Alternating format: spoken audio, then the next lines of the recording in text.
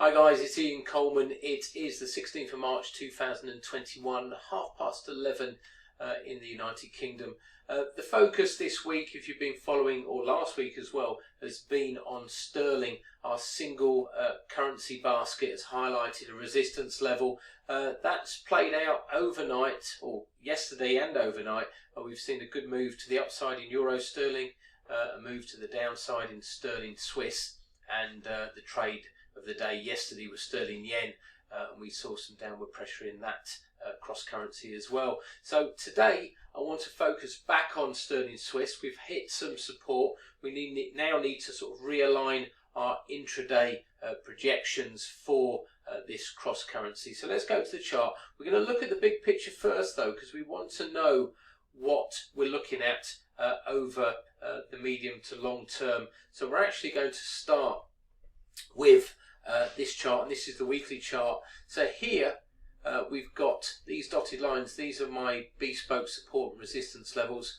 You can see that we've hit this 129.20 level, and we've kicked back, but we've only kicked back to this daily support, which is at 128.13, and we're starting to see some upward pressure.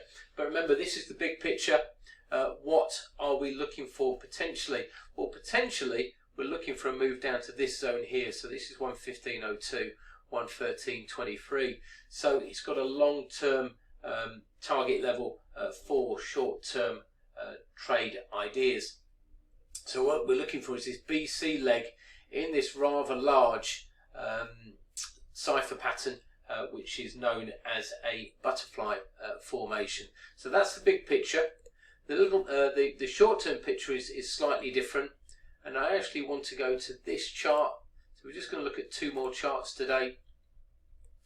So this is highlighting those support and resistance levels on this chart. So we've gone down, we've hit that daily support. It's a previous swing low. You can see it's been a congestion point, okay, and we're starting to correct higher.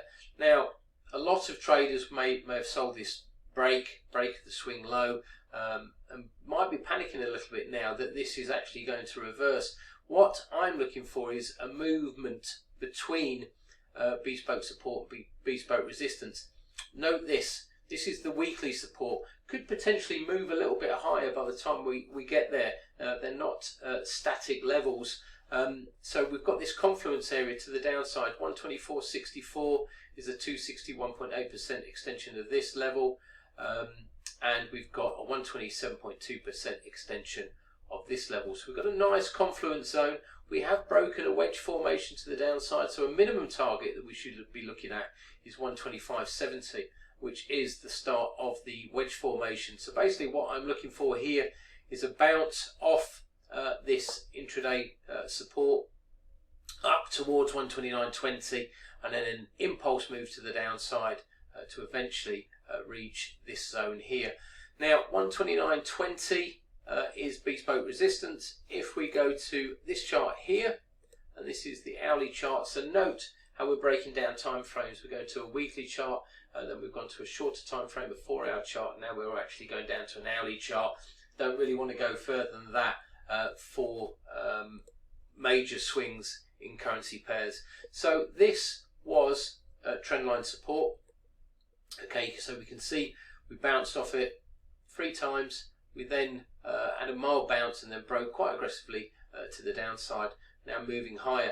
Now that level there, a reverse trendline resistance, is at 129.25. Bespoke resistance is at 129.20. So I've got a confluence zone that highlights quite decent resistance. If we just zoom in on this chart, the question is always where to place the stop. Okay, we've potentially got a channel here, so we could say that this is a double-headed head and shoulders, or a potential double-headed head and shoulders. So this would be the left shoulder, 1 head, 2 heads, maybe 3 heads actually, and then coming up to potentially form the right shoulder. So 129.20, 129.25 is a resistance zone. A break above 129.60, and we could probably say that trade idea has gone out the window. Support or target levels,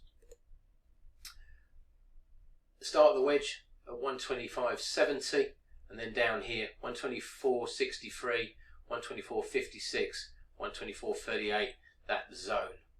Okay guys, I'm going to leave you with that chart, and I'll be back again tomorrow with some more trading insights. Many thanks.